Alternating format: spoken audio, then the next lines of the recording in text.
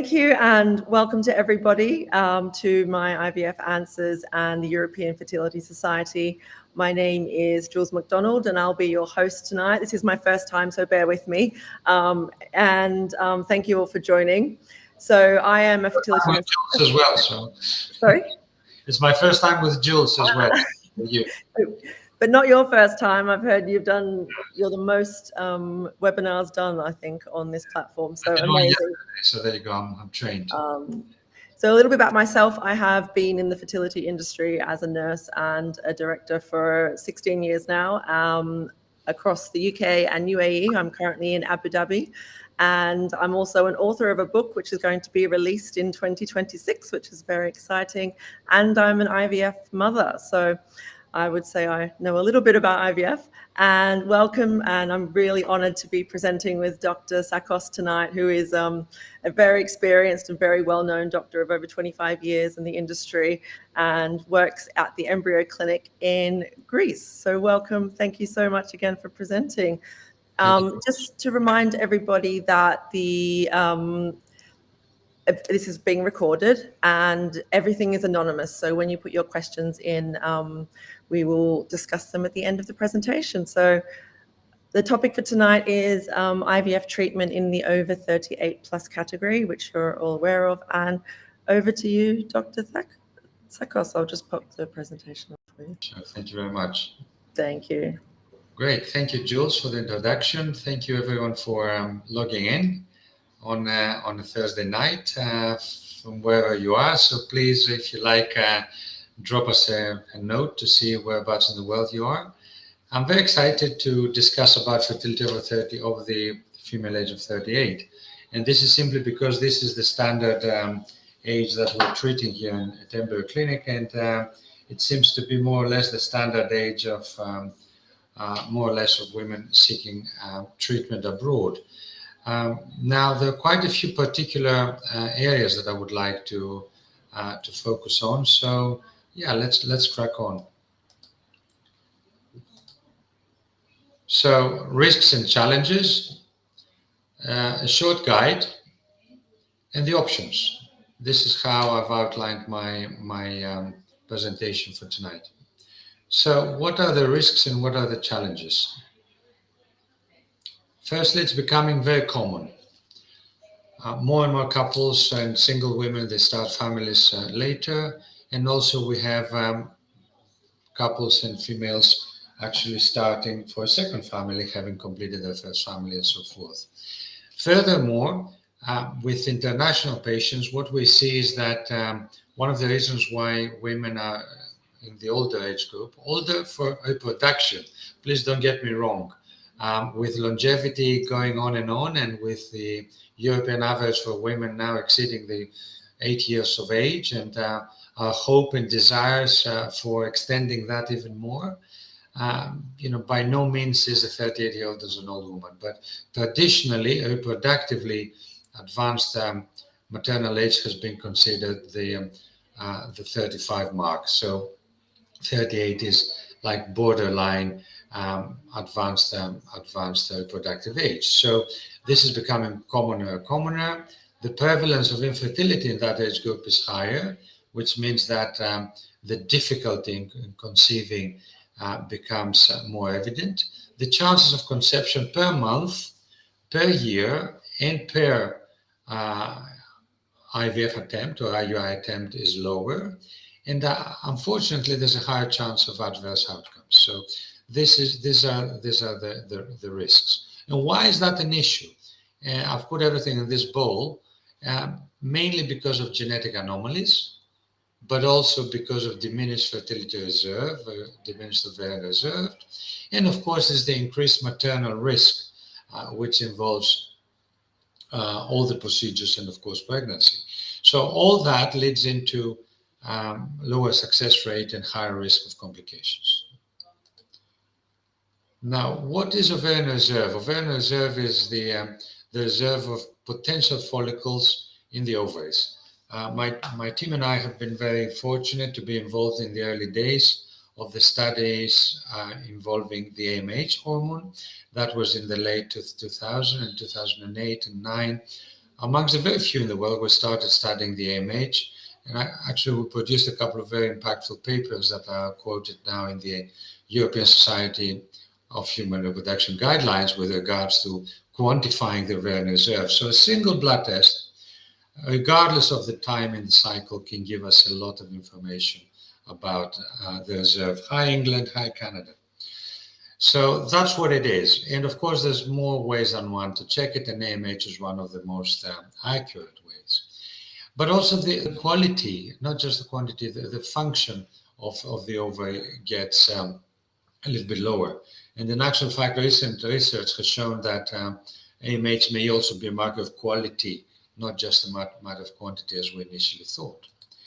And of course, the overall fertility is reduced, be it natural or assisted, because woman is not just the uterus and the tubes and the ovaries, it's the surrounding areas, the environment as we call it, it's the hormones, the micronutrients, the vitamins, it's the environment of the uterus, it's the amino acids, and so forth.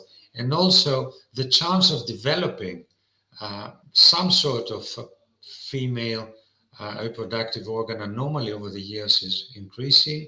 And I'm referring to myomas, I'm referring to infections, I'm referring to conditions like polyps and so forth. And of course, we have the possibility of endometriosis, which sadly affects about 1 in 10 women overall, but as high as 50% of women with infertility. So, like everything in nature, the older we get, the more likely we are to develop some disease, whether we know about it or not, that will affect the fertility. And of course, the miscarriage rates increase with increased maternal age. You can see how they shoot up after the age of 35. And of course, the main reason for that is the genetic anomalies which occur after conception. So you could have a perfectly normal male and female, but the combining genetic material may produce a higher chance of genetically abnormal embryos. So this is the overview. Here we can see the effect of aging on aneuploidies, and which is the genetic anomalies of the developing embryo, and you can see how quickly it shoots up after the age of 36, 37, and surely 38. But also, it's the general health concern. As gynecologists, we're fortunate to be following our women, and in our practice, I think most of us, including ourselves, we see young girls, young teenagers, and then we see them through the early adulthood years, and then in their 20s and early 30s, and mid-30s and late 30s. So we can see the effect of aging, which has to do with general health issues like hypertension, like vascular risk, like the metabolic syndrome, hormonal dependent anomalies, and some of those include, of course, malignancies like breast cancer. Thrombosis, a very big factor that may be implicated with advanced reproductive age. Cervical pathology, very important. We all know the prevalence of HPV infection in young girls can be as high as 70% of young women will get in touch with the virus. The vast majority will expel that virus without any damage, but of course we need to be very vigilant, A, in diagnosing, and B, in treating those infections. And of course, uterine dysfunction, which is fibroids, adenomyosis, the cumulative effect of lifestyle factors, remember that, smoking, diet, lack of exercise, stress, drugs, alcohol, can be very impactful. And of course, all of that increases the risk. So the older we get, the more likely it is that we may be exposed to any of those factors. And of course, the same applies to men and women. And what are the risks of pregnancy in an advanced female age versus the younger age? The mortality, sadly, 5 times higher.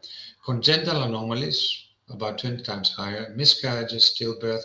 Just now, my last appointment in the clinic was a lady in her 39 years old who just suffered a stillbirth. She'd had a perfectly normal first baby, and then the second baby at 39 and a half weeks, she presented with no heartbeat. So it was an unexplained stillbirth. Just today, that was my previous case. So this is higher, which requires very, very heavy, if you like, obstetrical approach and care. The chance of premature labor, that's also an issue, especially when we're talking about prematurity less than 34 weeks or even less than that. Ectopic pregnancy 8 times higher, and preeclampsia. So as you can see, all the adverse factors can be associated with advanced female age. I'm not saying that to discourage any of you. The majority of you will be in that age. The others will have had your pregnancies and deliveries. Everything's fine. We are trained to treat women in your age group, and that's why we need to encourage you. We know the risks, but we also know the risks of driving or of perhaps drinking or of taking the plane or even the trains. You know, in Greece we had a terrible accident with public trains and so forth. So there are risks in everyday life. We know the risks, but as long as we acknowledge, appreciate, and we care to prevent them, then we're okay, and you should be able to feel safe. So what is the guide in assisted reproduction technology for women over the age of 38? If you give me 1 second, because I think I have some very enthusiastic doctors still doing clinics next door. Give me 1 second, please.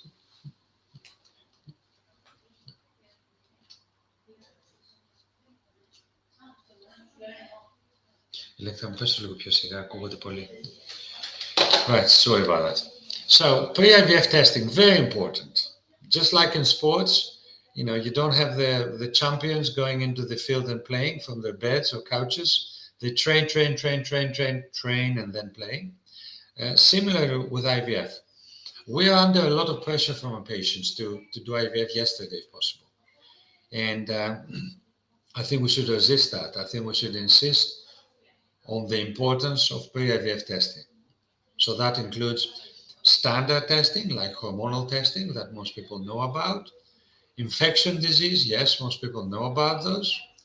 Swabs, yeah, fine. Most people don't know about this, the 3D ultrasound scan assessment, which is very important.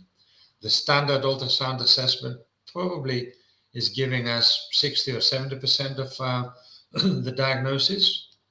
Advanced ultrasound scanning with advanced technology, but also advanced training to look for pathologies and to be able to identify pathologies in the endometrium, in the myometrium, outside the uterus, in the cervix, in the tubes, in the ovaries, in the peritoneum, is very important. So please look out. If there's one message until now, that would be look out for a thorough assessment with proper high quality 3D, 4D ultrasound scan, gynecological ultrasound scan. And again, our team is campaigning quite heavily on that, despite the fact that almost everyone knows of the value of an advanced obstetric scan in pregnancy. Very few people, and including gynecologists and patients, of course, are aware of the difference between an advanced ultrasound scan, gynecological ultrasound scan versus the standard one. And again, here we come into the, more advanced tests like a hysteroscopy. Yesterday I had a talk on the add-ons, and yes, indeed, hysteroscopy is not indicated if everything is normal, hunky-dory, if all the tests are normal, if there's no history, if there's no previous attempts, and so forth. But as the case becomes more challenging, after one failure, after one miscarriage, touch wood, or after any complication, then or suspicion through the 3D scan, then hysteroscopy may be in order and may assist us in diagnosing and correcting anomalies that will increase our chance of success. Fallopian tube patency, again, another myth in IVF, is that, what do we care about the tubes if we're not using them? The same way we shouldn't be caring about our teeth if we're only having a filling in the front tooth. So why do we do the X-ray? And this is to exclude infections. This is to exclude surrounding tissue infection, because we all know too well that if there's infection surrounding the endometrium, if there's an infective tube, if there's a hydrosalpinx, then the chance of pregnancy is reduced substantially. The chance of miscarriage is increased. and equally the chance of ectopic is increased. So let's not try to cut corners before we get into IVF. So let's do the standard investigation. In Greece, this is obligatory. By law, our women, our patients are not compensated unless they have a HSG, a tubal assessment. And this is because with simple maths, they've calculated that it costs more to the system not to test than testing and excluding from IVF the patients with tubal pathology, and in particular with infections and hydrosalpinges. Now, endometrial microbiome and endometritis assessments, these are probably the new kids on the block, not very new. They've been around for at least 5-7 years. I think it's a very important add-on, perhaps not a standard, not routinely on the normal first-time IVF patients, but certainly it should be in our minds when we have unexpected failure with good quality embryos or miscarriages, or when we've had histories of uterine pathologies, of DNCs, of hysteroscopies, of infections, and so forth. And of course, at the bottom here, we have the genetic testing, which again, in my opinion, is very important. In the good old years, karyotype could be costing as much as half an IVF, but now with the cost coming down and with the karyotype and all the genetic tests being one-off tests, I think we should be performing them, and definitely in my department we do it invariably on everyone using the genetic material. So what about IVF and ICSI? Long discussion whether it would be natural cycle, mild IVF, or conventional IVF. I think we have to individualize, and I'm sure we're going to have lots of questions about that.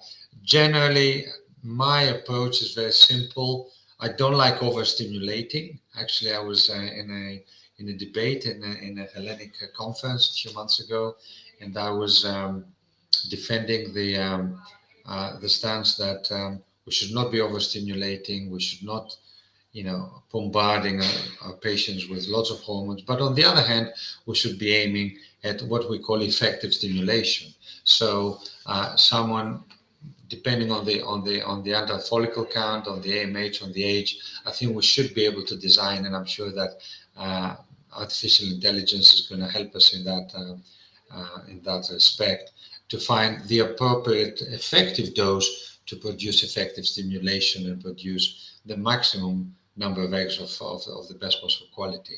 And of course, there's the mild programs and natural cycle programs, which we individualize depending on the case.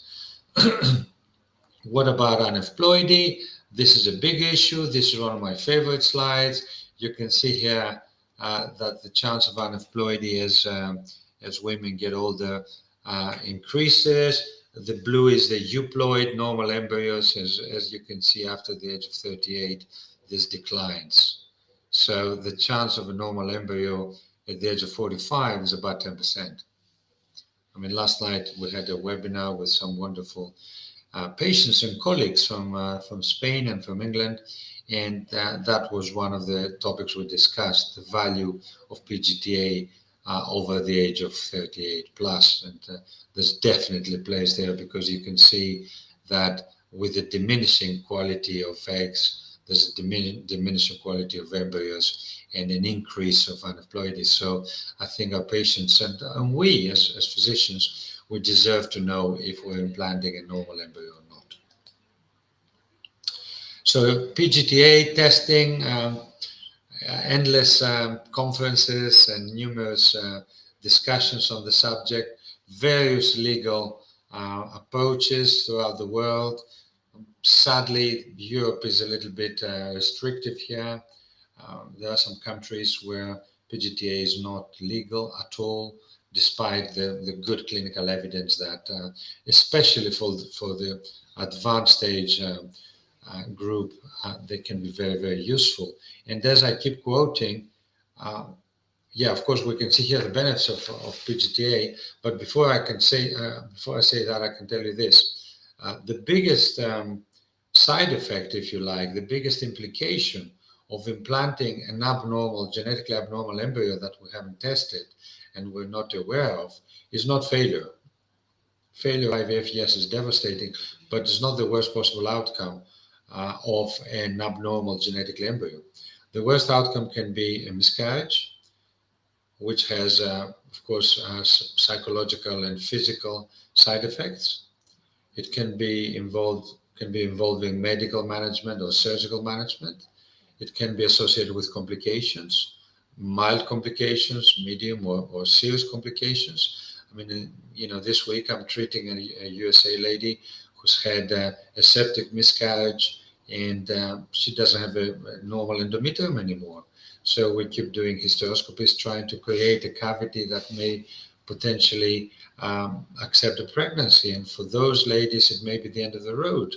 And they may need to be considering, women with serious Asherman syndrome, they may need to be considering, surrogacy or uterine transplantation. So I think we have a duty to ensure as much as we can that we at least exclude genetic anomalies in the high-end group.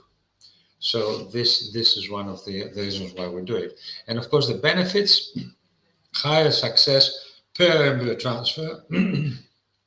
There's very good research showing that at the age of 40, 41, 42, a euploid embryo has the chance of success of an untested embryo in a woman aged 35. So we increase the chance per embryo transfer. We decrease the miscarriage rates with all the potential risks that I mentioned before. It increases the speed to ongoing pregnancy. So it shortens the time to pregnancy, which is very important. It reduces the chance of anomalies, of course. The chance of a non-diagnosed anomaly through the pregnancy and the birth of an abnormally, genetically abnormal child. It increases our wish and execution of single embryo transfers. And of course, it decreases the multiple pregnancy rates. So there's a lot of benefits. It's not for everyone. It's not for the younger patient, but for women of advanced reproductive age, older than 35, definitely older than 38, or younger women with history of miscarriages, I think there's a very valuable place. And of course, even in my country, in Greece, we have restrictions. So PGT-A can only be given to women over the age of 40 or younger women if they've had 2 or more miscarriages, 3 or more implantation failures, which I think is unfair for the 38-year-old and 39-year-old.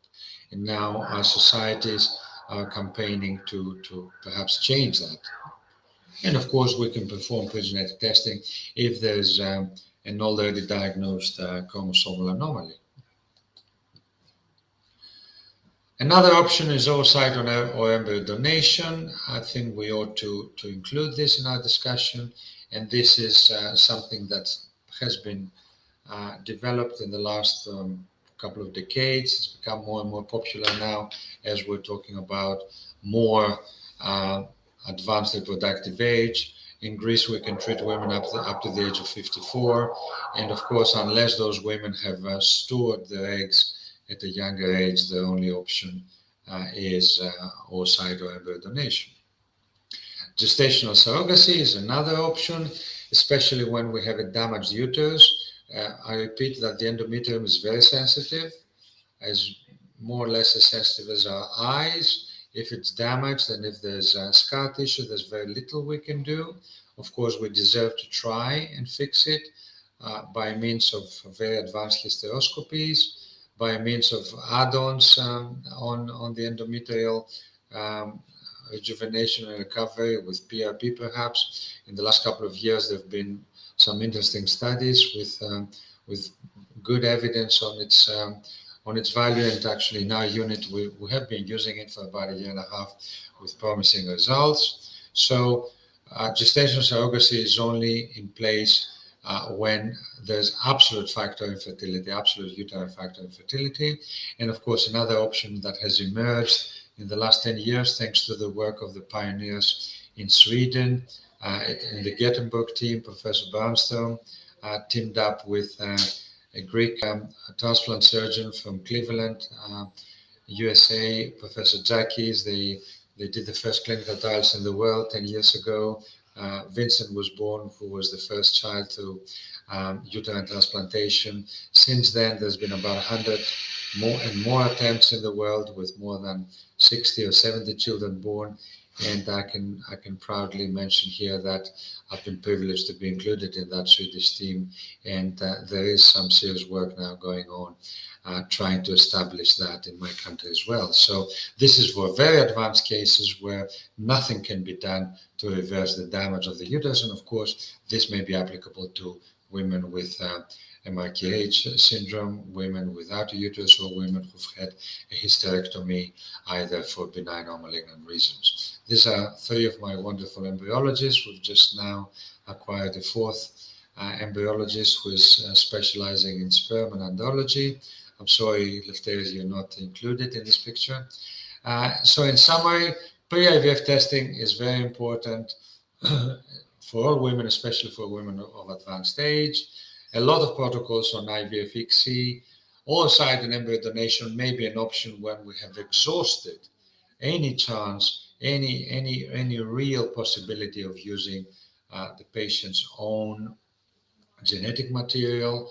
PGT-A testing, in my opinion, has a very valuable place in patients with advanced maternal age or in patients with history of miscarriages. And of course, surrogacy and uterine transplantation programs are suitable for women with absolute female factor infertility involving the uterus, absolute uterine factor infertility. So, specialized fertility options, very quickly. PRP, we need to be very careful here. It's not a solution for everything. The evidence on the ovarian PRP is not that clear yet, as opposed to the evidence on endometrial PRP. So poor endometrium, poor implantation due to poor endometrium, adhesions, Asherman's, multiple miscarriages, multiple failures may be helped with endometrial PRP. Whether PRP on the ovaries is a solution, this remains to be tested. In my practice, we're very careful in selecting the groups and in counseling our patients. It's not for everyone. I've had an amazing lady at the age of 52 from Germany who attended our clinic a couple of days ago.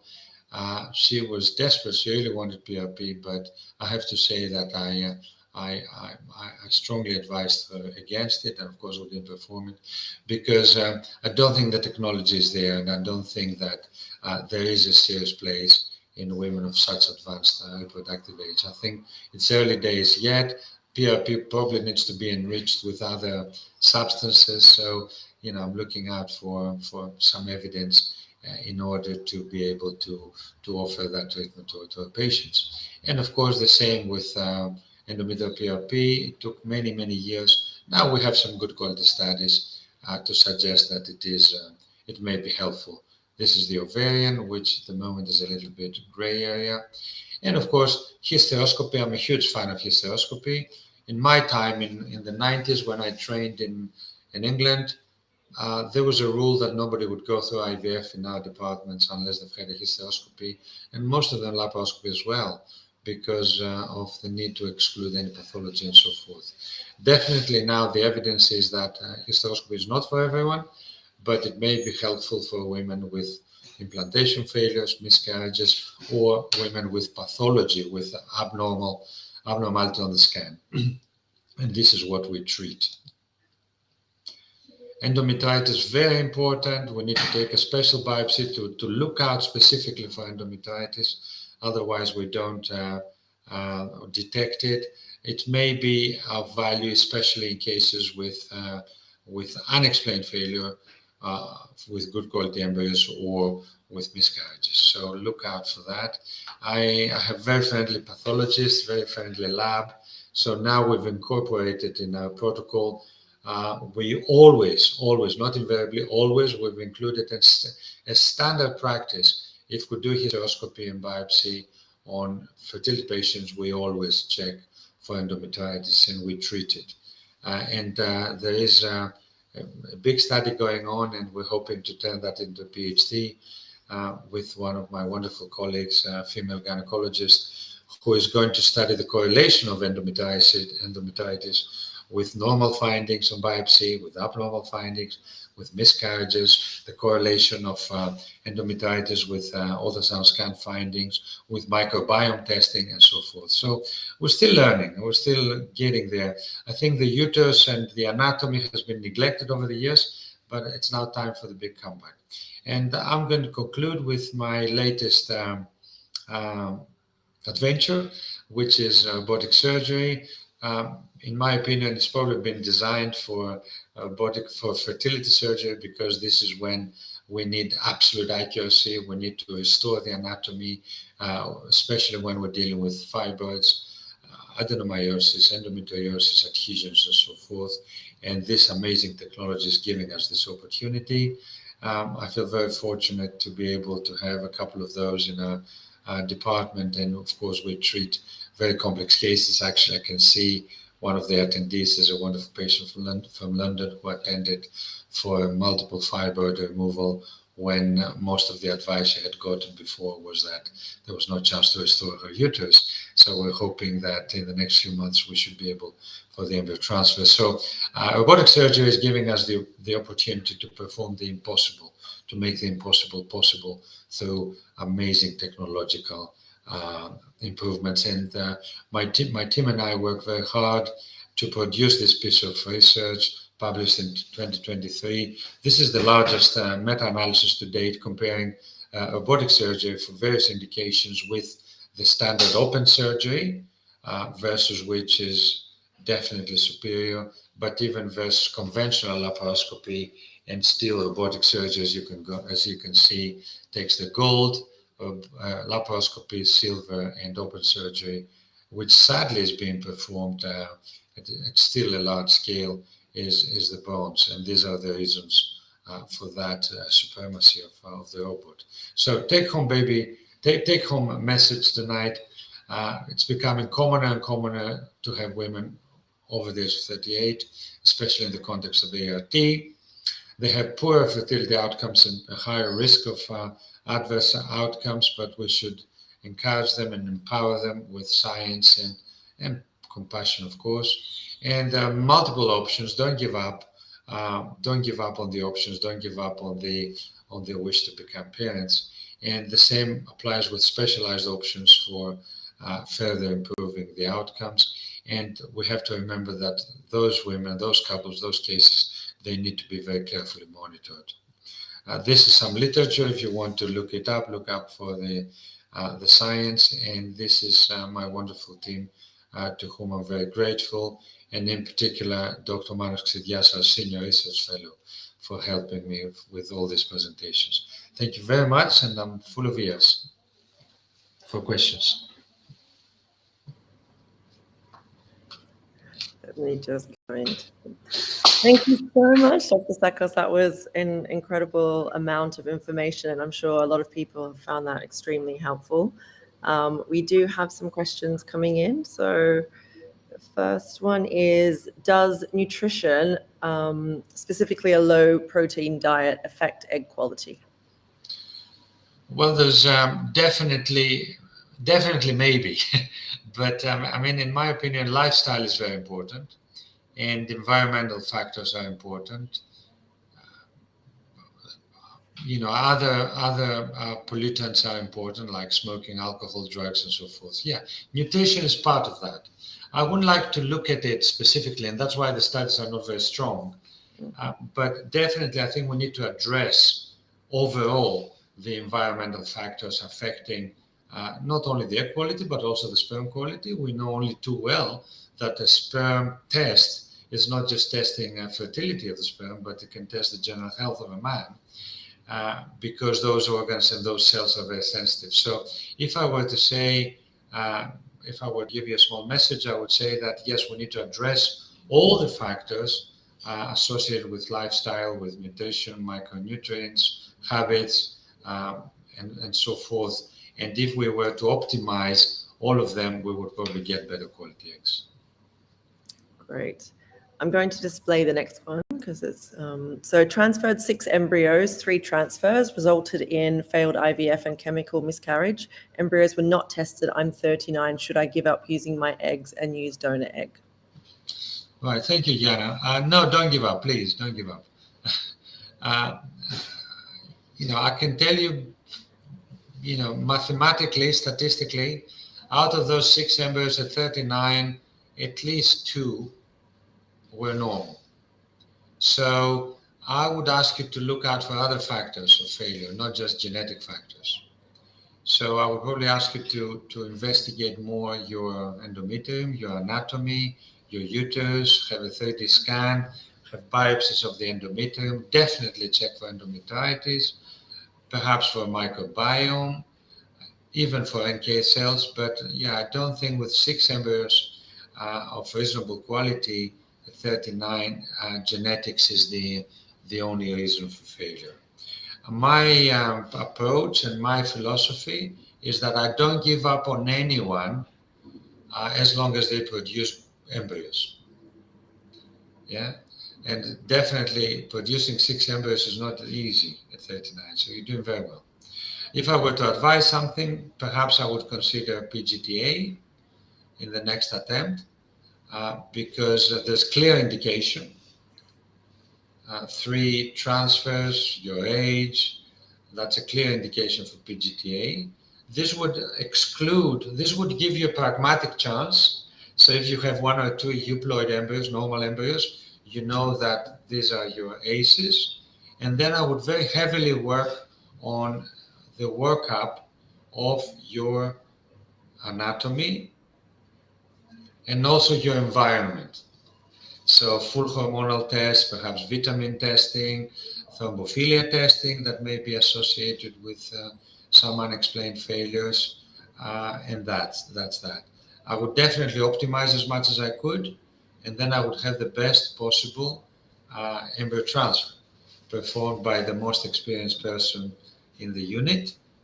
We all know that's a secret between us, that we all have our individual success rates. I mean, I've been speaking with one of my amazing colleagues in London, and I said, "Oh my God, are you still doing embryo transfers?" He said, "Yeah, I have to bring the statistics up." And this is a very common secret and knowledge between all of us. So ask the most senior person to do it. Have the most perfect embryo transfer. Discuss the support. Discuss the preparation of your embryo transfer. Fresh, frozen, which protocol, close monitoring. There's more than 100 points of contact, more than 100 dots that need to be ticked to perfection. So that's my opinion, and definitely I would suggest egg donation at present. Completely agree that environment and embryo are equally as important. So we have another question here where it's when talking about not overstimulating but still stimulate enough, what do you mean to use long or short program, or do you set a dose of medicines based on the values of the AMH and the antral follicle count? Sure. Thank you, Lena. That's a very sharp question. Okay. I've been brought up with a long protocol, yeah, because I'm a 90s, early 90s trained doctor. So up until 2005, we only had the long protocol and maybe the ultra short. So it took me 15, 20 years to get to get used to the short protocol. Short antagonist, I presume you mean. So to be honest, I hardly ever use the long protocol these days because it's long, because there's a lot of injections. A lot of injections mean a lot of hassle. A lot of hassle means low compliance and so forth. So when I refer to stimulating or overstimulating or effective stimulation, I refer to the amount of gonadotropins, the amount of FSH I would give.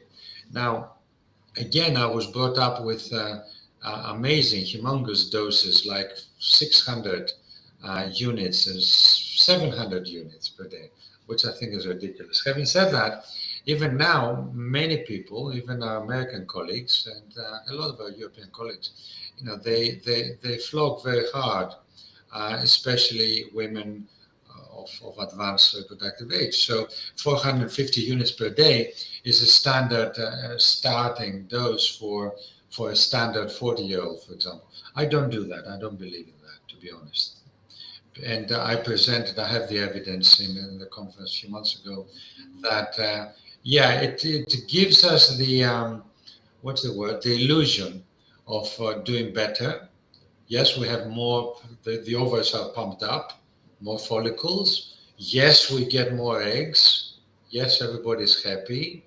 Yeah, we got 4 eggs, 5 eggs, whereas in a previous stimulation with standard dosage, they may have got 2 or 3 eggs. But then the quality of blastocysts at the end is always the same. And most importantly, the success rate is exactly the same, and I have the evidence for that. I'm very aware because I can see some doctors on the attendee list, and I'm very happy for that.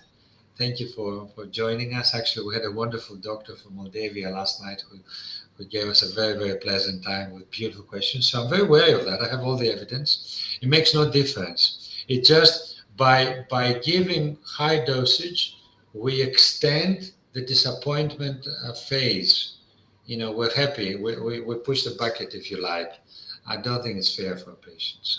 So I invariably never start with anything larger than 300, and I may go up to 350. So that's my effective stimulation. And I'm referring to gonadotropins. Now, and that is if I have a reasonable ovarian reserve, of a reasonable AMH, and a follicle count of maybe 3, 4, 5. If the follicle count is 1 or 2, gonadotropin is not going to create more follicles. These are the follicles. We can see them on the scan. We can see them on the AMH. It's not going to increase more.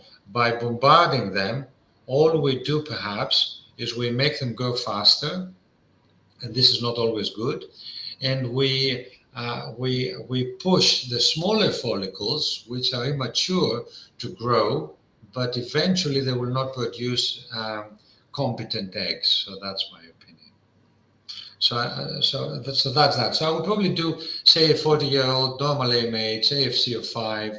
I would probably do standard, normal BMI. I would probably do standard stimulation, 300 units. If I get 3 eggs, 3 good eggs, I'm happy. If those 3 eggs create 1 embryo, and if I fail, next time I will probably do milder stimulation. Because if I get only 1 embryo from 3 good quality eggs, it means that I have probably pushed incompetent eggs to grow. That's my approach. I don't fear natural cycles. I don't fear modified natural cycles. I don't fear small doses like 150 gonadotropins. As long as, of course, we have an understanding with our patients that it may take a few months to get to the potential outcome. So I think we need to be a little bit careful. Thank you. We have another question here that says, would you recommend the removal of fibroids if they are in the uterine wall, but not in the cavity? Yeah, very, very easy answer, very straightforward answer. Depends. So it depends on the size, depends on the location, depends on the assessment of fibroids. Fibroids have a lot of characteristics, apart from the 2-dimensional characteristics that most of us are familiar with. It's not just size and volume. There's also location. There's also the extent of the location. There's also the elastography characteristics with special software. There's also, of course, the vasculature. There's also sometimes assessment of enzymes, of tumor markers. Uncommon, but 1 in 300-400 of fibroids are malignant. Every year in my unit, I diagnose 1 or 2 malignant fibroids. And I feel very fortunate. In my surgical department, we operate on about 150 cases of fibroid per year. And we get 2 malignancies roughly every year. And we've been very fortunate that we've always diagnosed the malignancies before surgery. So we did the appropriate surgery. So fibroids are not as benign as we think. They are for you, but they're not for us, if you see what I mean. 1 in 300 for for a high volume unit like ours means 2 cases a year. That's a lot of cases in young women and so forth. So I think fibroids have been, I will give you my little lecture, which you have to put up with. You know, in the 90s and 2000, we were trained, the fertility doctors, fertility specialists, we were trained, and actually our title in Europe and in the US was specialist in fertility medicine and surgery. And why is that? Because we had to do our laparoscopies, we had to do our myomectomies, we had to treat our endometriosis, perhaps not as good as we do now, but we did. Now, since 2010, roughly, because of the massive advancement of surgery, and that's mainly technology. Technology means that you have a piece of equipment that you can't even turn on unless you do training for another 2 years. Most of 95% of fertility specialists, especially younger people, they are just trained in fertility medicine. So perhaps they lack the approach of the surgical approach. They haven't seen, you know, a 5 centimeter fibroid is a terrible fibroid. It's massive, especially in a petite lady. It could occupy all of the pelvis. It could be the size of a 14-week pregnancy. So it depends. I think that generally there is a trend. There is a mode from the IVF specialist doctors, the medical IVF specialist doctor, to ignore the fibroids. Okay, it's not going into the cavity. It's FIGO 3 to 4. It doesn't cause any symptoms. If you look hard, it causes symptoms. If you check the iron, the ferritin, it causes symptoms. Yeah, the hemoglobin may be okay, reasonable. If you look the MCV and MCH, the composition of the red cells, it causes symptoms. If you ask them for fatigue, if you ask them for nervousness, it causes symptoms. So fibroids, they suck up your energy, they suck up your blood, and they compete, you know, definitely compete the uterine vessels for blood. They need blood to grow and sustain the growth. So I think we need to be very careful about fibroids. Now, to cut the long story short, if it's a small fibroid, 2 to 3 centimeters, which doesn't distort the cavity, doesn't cause symptoms, is incidental finding, yeah, I would probably leave it be. Of course, I wouldn't operate on it. But if I've done a couple of embryo transfers, 3 embryo transfers, and I've failed, because we know that there's a reduction in implantation. We know that through various mechanisms, very simple mechanisms, the contraction that it causes.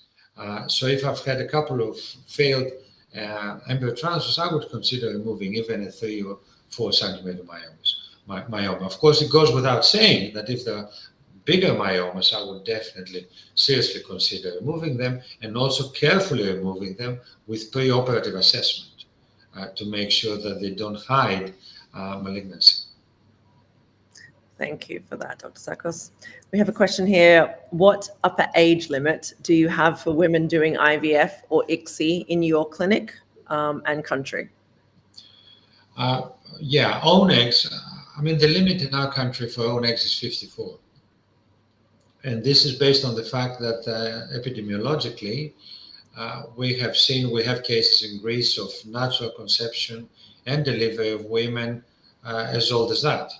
So that means that out of so many million fertile women in Greece, some of them at the age of 54 would deliver a healthy child. This is where the law came from.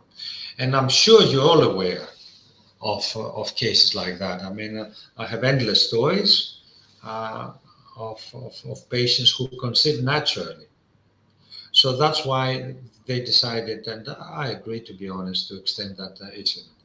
Now, of course, IVF is another kettle of fish, because we're talking about infertile couples, women, where the chance is lower, and so forth. And we are to treat them medically with risk, with cost, with complexity and all that. So in my unit, I start by saying that, yeah, up to 54, under certain conditions, yeah, you may be able to have a baby with your own eggs. Of course, the chances are extremely small after the age of 45. So the deal I try to have with my patients is that, we do all the safety checks. We go beyond anything that you can think of, HPV DNA testing, of course, advanced cervical thin perp testing. Everyone, even a 25-year-old, goes through thorough breast assessment, because we found that, in our region, the 50% of breast cancers, my wife is a breast surgeon, and she has threatened to divorce me if any of my patients had breast cancer within a few months of delivery, meaning that we missed the diagnosis. So all our patients go through thorough screening. Ultrasound scan plus minus mammography plus minus MRI. We diagnose 10 breast cancers a year, honest to God, about 1 month. These women, they weep, they cry, they're devastated, and then they come back and thank us for saving their lives. So I think it's very important, because we're talking about a select group. IVF does not cause cancer. IVF drugs do not cause cancer. However, if there's a pre-existing cancer, it's going to kill you. We know that. And we don't want to kill any of our patients. As simple as that. So I investigate them very thoroughly. Some of them don't like it. Some of them, they go back to their doctors. And of course, we know that the guidelines in every country are dictated by the politicians, and the politicians have their own statistics and so forth. In my second country, England, I'm a Greek British citizen. I know that mammography is only a case of screening of women over 40. And I have my best friends, one of my best friends' wife, who had breast cancer. She's in the medical field at the age of 37. So, first of all, we need to be safe. We need to be able to go home and say, okay, I'm doing IVF on a HealthPlus. So what I guarantee to my patients is that they're healthy before I consider IVF. So up to the age of 35 to 45, I would probably do a small stimulation as well. Not a big stimulation, because there's no point. Usually they have an AFC of 2, 3, 4, and that's it. So, and generally I advise PGT-A. I feel very uncomfortable not knowing if I'm transferring normal embryos or not. After the age of 45, more often than not, I do natural cycles or clomiphene. Clomiphene works wonders. Very inexpensive, very straightforward, can be very effective with a small dose of GnRH, of gonadotropins, and then PGT-A. So the deal is this: if you get an egg, we'll try our very best to make an embryo. If you make a good quality embryo, we'll biopsy it. If biopsy embryo is DNA normal, we will transfer it. So this is, and by doing this, we go step by step together, and each step we know that we have a solid ground to move on further and further. How old is the oldest woman who's had a healthy child? About 47. That's it. And I tell them that. And of course, I always get back the answer, but before she done it, how old was the oldest before that? I said 46. So she was the first one. So I may be the first one for 48. And I understand that. I take that. This is the deal. Thank you. I'm going to display this question. I have had 5 IVFs in the last 3 years. All procedures have given us embryos, but no baby. But I was pregnant for 6 weeks last summer. I'm 45, husband is 46. What can I do to improve egg quality? Okay, sure. Basically, just improve all the lifestyle factors, all the environmental factors. You can have advanced blood tests, very advanced, check for vitamins, micronutrients, amino acids, check for anything under the sun. Now, thank God, now there's a new science emerging, which is the longevity and the well woman and the well man science. We don't need to go very deep, but I think we all deserve to know our methylation status. We all need to know what we metabolize or not. We all need to know what's in the water we're drinking, what's in the coffee we're drinking, and the food and all that. So try to improve all of that, add in a little bit of exercise, and go for it. I mean, as long as you produce good quality blastocysts, you may have one normal blastocyst in those. Have it PGT-A tested. Don't bother with embryo transfer of untested embryo. There's no point, absolutely no point. Not only because of the failure, but also because of the risk of miscarriage and also of the unknown. You don't know where you failed. So provided you produce embryos, in my opinion, you can keep going. Egg donation as an option is there. It's going to be there this year, next year, in 2 years, in 5 years, in my country, in 9 years from now. But your own egg's ability to produce embryos is not going to be there forever. So in my opinion, use that. Find a supportive clinic, have natural cycles. I've had a lady, not in my clinic, but a very friendly lady in a very friendly clinic in Greece, who's had 2 children with 34 natural cycles. Every month she was collecting her eggs, except from August, for 2 years, 2.5 years. And she had 2 babies. So it is pragmatic, it's happening. But we just need to be there for you. We just need to work every day, to have Saturday shifts, Sunday shifts. I mean, that IVF is like emergencies. And that's why many hospitals, they don't have emergency department, because it's very difficult to provide that service. But if you find such friendly place, go and use it. And, and then natural selection will decide for you. You don't have to make any decision. I think we have time for one more question. I'm 40 with endometriosis, AMH 2.1, 1 miscarriage, 2 chemical pregnancies, started IVF 2 months ago, first egg collection cancelled due to poor response, had 7 follicles but only 2 grew, about to start a long protocol with Prostat now and maximum Pergovis of 450. What would you advise a more gentle approach? I think really look, okay, we're like the chefs. I mean, we all have our own recipe, and it's very difficult to judge. But to my mind, with the long protocol, we do this: we suppress the ovaries, we put them to sleep, and then we wake them up with a bucket of water.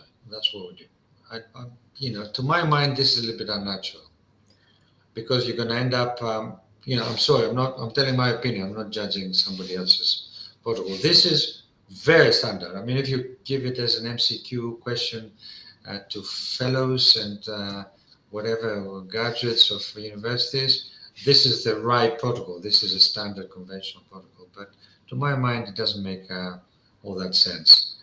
Why? Because I'm putting the ovaries to sleep, then I flog them to wake up.